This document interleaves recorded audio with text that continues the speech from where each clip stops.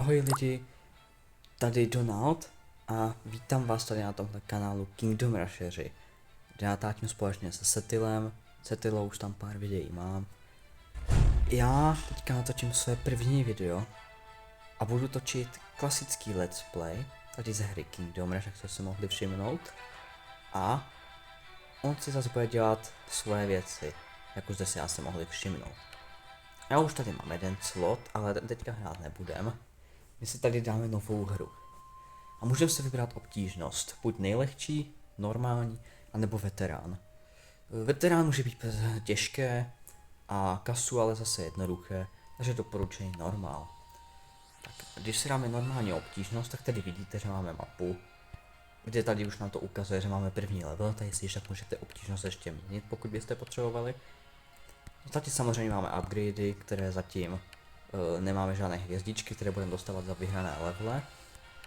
Encyklopedie, tam tu se zatím koukat nebudeme, takže si pak můžeme dát hrdinu, až se dostaneme na level 4. Nebo si můžete nějakou hrdinu koupit, pokud máte peníze a jste bohatí. A tady máme nějaké nástroje, by se dalo říct, které budeme dostávat gemy. A pak si můžeme koupit nějaké bonusy, třeba ta atomovka vyčistí celou mapu. No a já už to nebudu odtahovat. Můžeme se vydat na první level. Takže jdem to zapnout.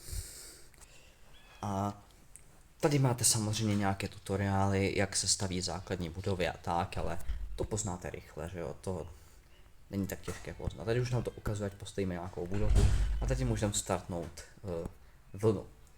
Tak jo, máme tady 3 budovy samozřejmě, lučičníky, střílí rychle a malý damage, vojáci jsou vojáci, to uvidíte, magic, útočí pomalu, ale má velký damage a neútočí fyzickým poškozením, ale je magií, takže se to hodí proti někomu, kdo má silnou zbroj.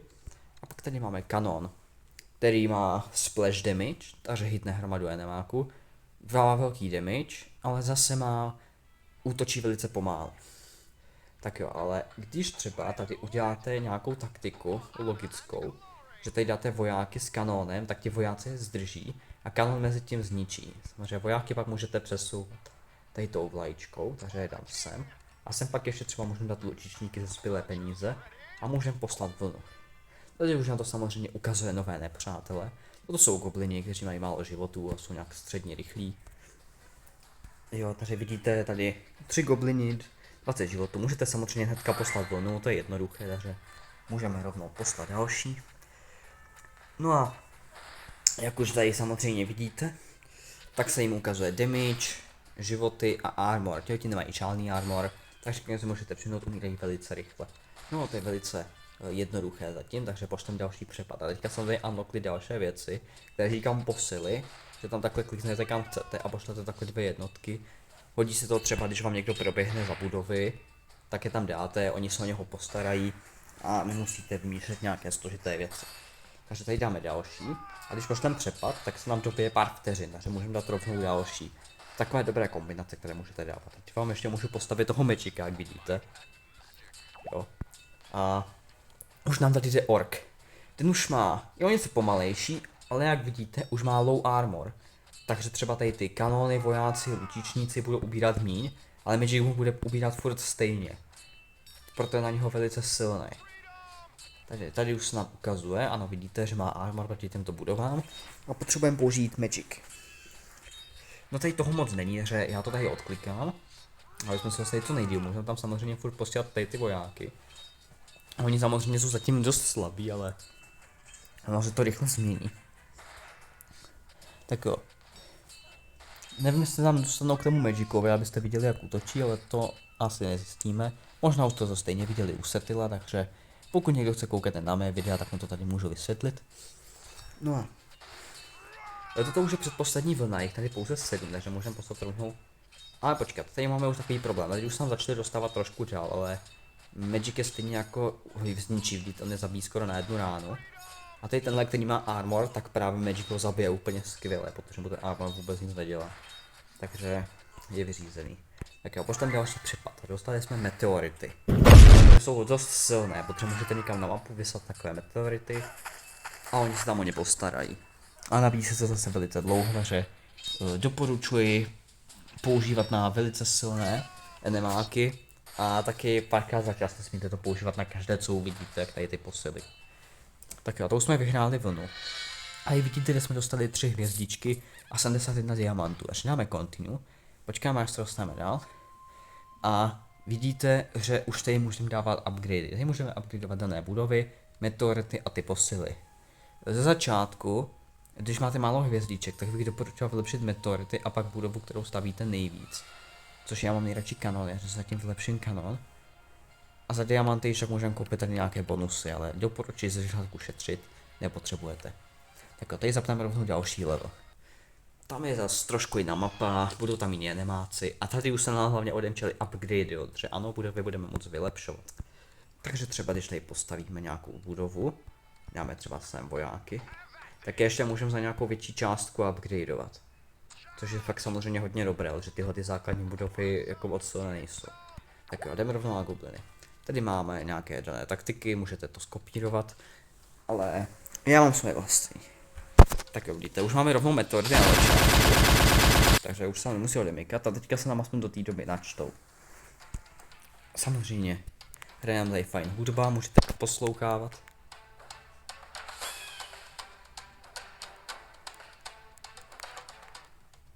Výborně, snad jste si to užili. A já, tady teďka, udělám asi to, že pošlu další přepad, ano. A budeme muset šetřit peníze, buď na vylepšení, anebo na další budovy. Což zatím, jak koukám, jak to vypadá, tak bych možná koupil nějakou budovu a potřeboval bych někoho zabít. Tady bych dělal takové archery.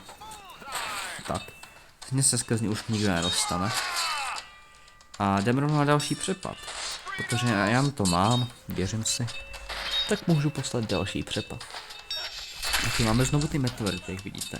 Tady je sice hromada goblinů, ale orkové jsou silnější, takže. Trafili jsme jenom jednoho orka, ale zabili jsme ho. Mohli jste se všimnout, že už tam byly 4 meteority místo 3, to dělá to vylepšení, to jsme si vylepšili. Za ty 2 hvězdičky, pokud nevíte, co to dělá a potřebujete to nutně vidět, můžete si to přečíst. A už tady můžeme dát nějaké vylepšení, tady vidíte, co to vylepšení bude dělat. Útočit rychleji a větší damage a větší vzdálenost. Takže já bych to rozhodně vylepšil. Dokonce budou vypadat to něco lépe samozřejmě.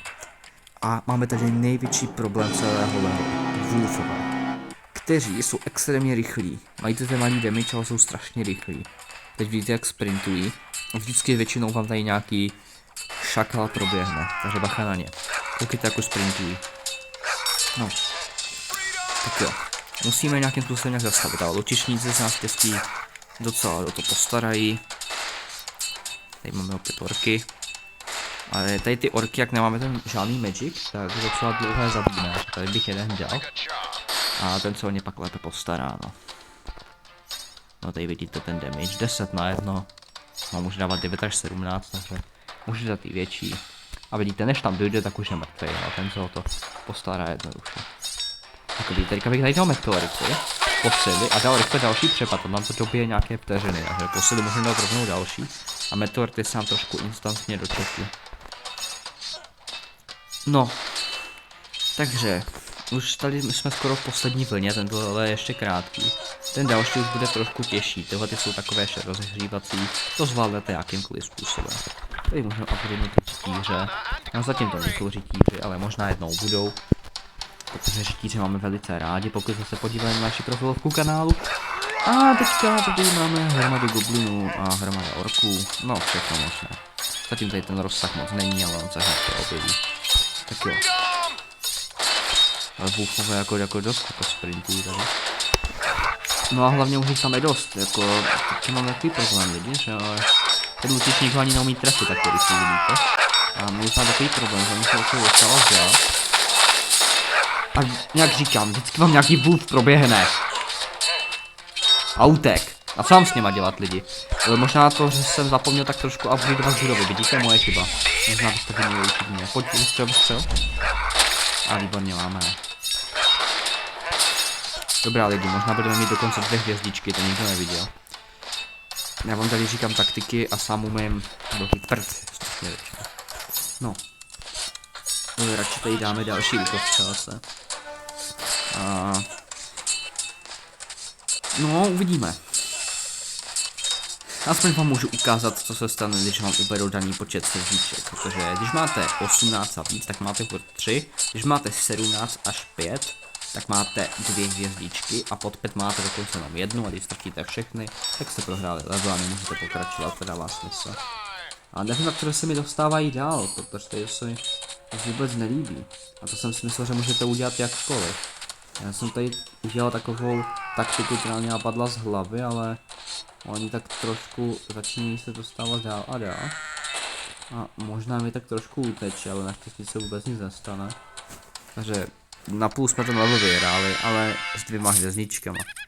Diamantu máme 92, to je super, aspoň si pak můžeme něco nakoupit. No a teďka máme jenom 2 hvězdičky na upgradey samozřejmě. Což já bych u meteoritu rozhodně upgradil tohle, což udělá to, že tam bude takzvaně taková červená věc, která je bude hodně dobře zabíjet.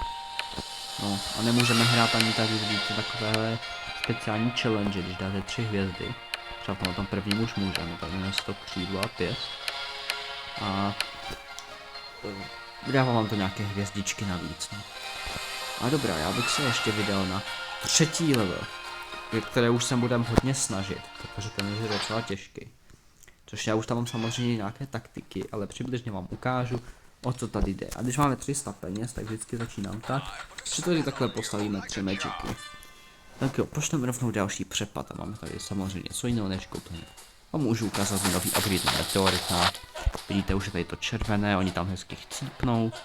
No nedostanu se skrz to, jak ten Wolf v minulém kole. No. Tak jo.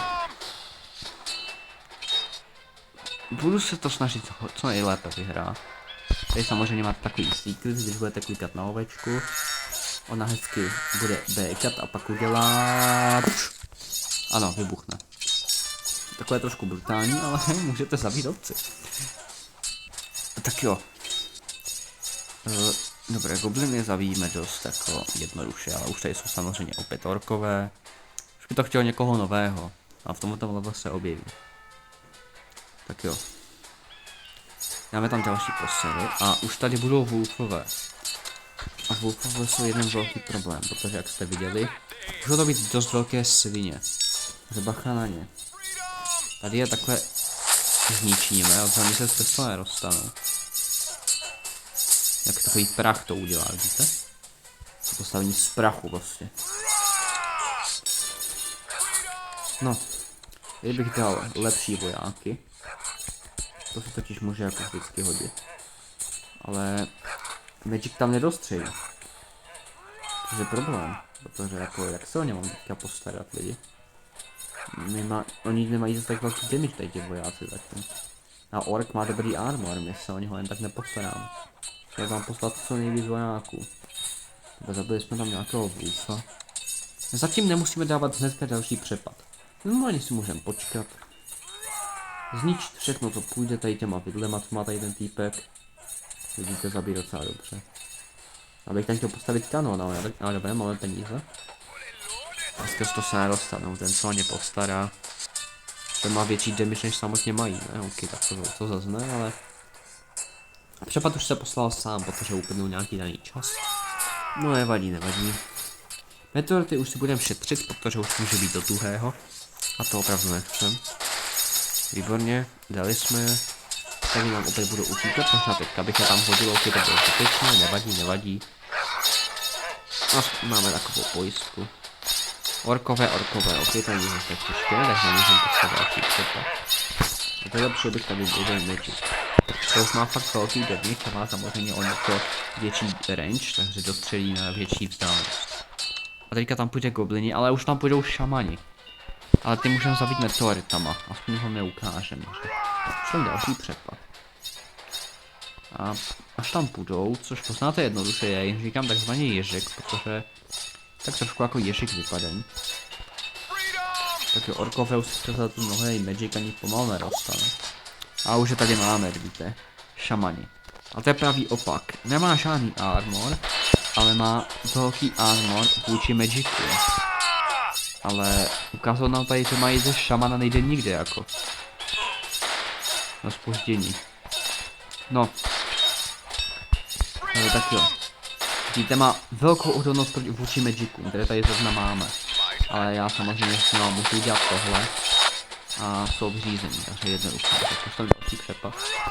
Ano, možná to ukazuje, že mají velkou odolnost vůči magicům. Ještě nemůžeme vylepšovat dál, to se odehraje v dalším leveli. A už tam tady zase probíhají nějaký orkové, takže... Tady máme ten kanon, on se ho postará. Tam kolik má 10 životů, toho bychom mohli sundat tímto. Ale má zase armor, takže vidíte, že mu moc nebereme. No, ten nám i ty vojáky sejme. Musíme je tady zdržet, aby ten kanon na ně pálil. Toho zničí, ukáže jaký má. Jo, to půjde, to půjde. Výborně, zabili jsme ho. Tak dalšího. Tak co tady máme? Šaman, goblin, ork, wolf a goblin. To je docela těžký přepad, takže bych se ještě chvíli počkal. Dáme sem třeba útostřelce a teďka jdem dál. Tam v tom dost pomůžu. Orkové se dostávají dál a dál. Tady ten šaman obzvlášť umí healovat sám sebe. A samozřejmě taky okolné enemáky, kteří vedle něho stojí. No. Jako docela se mám dělat, ok, hodně meteoritu. Výborně, nějakým způsobem jsme si jemuli. Přece to třetí level, co bys toho očekával, až bude to něco výš. Bude tam tolik něco, můžete si to představit jakkoliv. Ale můj úkol teďka je jednoduchý. Dohrát samozřejmě ten level. No. Tak jo, zabili jsme tady goblina. A teďka musíme... No nemůžeme jako cokoliv, ale já bych postavil další útočníky. A rovnou bych jim dal vylepšení. Skrz toho už se jen tak teďka žádný ork neprobije. Takže jsme jako celku v bezpečí. Další přepad, máme tam ogr. To je nový nepřátel, což je takový velký golem, který dokonce, když nám uteče, tak nám vezme naraz 3 srdíčka. A má už hodně velký damage a hodně životů. To jsou ti velcí chcípáci, na co se většinou vyplatí takhle házet meteority, protože je to hodně dobře zničí. A nejlépe můžete ještě zdržet v tom červeném. 80 mu zbylo, tak to už ten magic dodělá možná i na 2 rány. Tak na 3. Ale výborně, postarali jsme se o ně. A tady ti mají odolnost vůči magicům, takže si všimněte, že jim skoro vůbec nic neubíráme. A oni se hnedka zase vyhýlují naplno. Ale tady máme fyzické poškození, to je zase strašně rychle zničí. Hele, poslal bych rovnou poslední vlnu a vylepšíme si tady kanon, který už má teďka mnohem větší damage, takže teďka tady ty ježky sejme jako hnedka. Jako, oni se jako healují, takže to ještě přežili, ale jim to nepomůže zase, je po ní. No už tady máme tady ty další. A tentokrát jsou 2, ale to je jednoduché, ten magic má velký damage, takže toho zničí jako docela jednoduše. A tohle můžeme takto hodit meteority a takto ho zdržet jednotkama. Tak, je po něm, zbytek, sejme ten zbytek. Můžeme si tady ještě jen tak pro obranu dát tady další vojáky, kdyby nám náhodou někdo zdrhal. Tak teďka už se skrz něj nedostane. Tak jo, naše normální vojáky zabíjí na 3 rány. Což je celku v pohodě. Je po něm. A dostali jsme dokonce achievement, že jsme zabili 500 nepřátel. Takže vidíte, že už jsme prostě dobří. No. Uvidíme, jak to poradíme s dalšíma levelama. No, já bych to zatím viděl tak, že tady teďka dohrajeme ten level samozřejmě, který tu jsou všichni, tak vidíte, to jsme dali úplně bez problémů. Všechno máme na 2. úrovni, ještě máme peníze, to už nebudeme používat. Jako dostali se skrz naší obranu, ale tady máme další obranu. Skrz to se jen tak nedostanou. Utičníci to zvládnou, ale je tam jako dost těžko, oni se healují. Tam můžeme poslat nějaké jednotky. A tady ty ježky taky nikdo nezabíjí. To je poslední ježek. Tak a tam už jsou zase poslední 2. Počkáme, až se dostanou skrz naši obranu, nebo na ně prostě hodíme meteority a máme vyřešenou hnedka. Tak jo. A tentokrát jsme dát ten level zvládli líp než ten minulý, tak může se stát, že jo. Teď už nám to píše, že se sám líbí hra, samozřejmě to ne. A dostali jsme dokonce našeho Sira Geralda Rytíře. Protože rytíř je to, o čem dá ten kanál je. Je to tady o tomhle. Že si ho tady equipneme.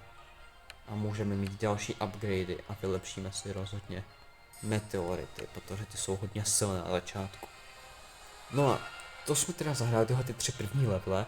Já někdy v offscreenu opravím tu jednu hvězdičku tam v tom levelu, že si ho prostě zahraji znovu. A pak půjdeme rovnou tady na tenhle level. Tady je mapa, kde je, já tomu takzvaně říkám boj u řeky Olšavy. A je to hrozný level, fakt těžký. Takže uvidíme, jak ho zvládneme, budeme se samozřejmě fakt snažit, ale u tohle bych se zatím ukončil. Takže pro dnešní video zdar.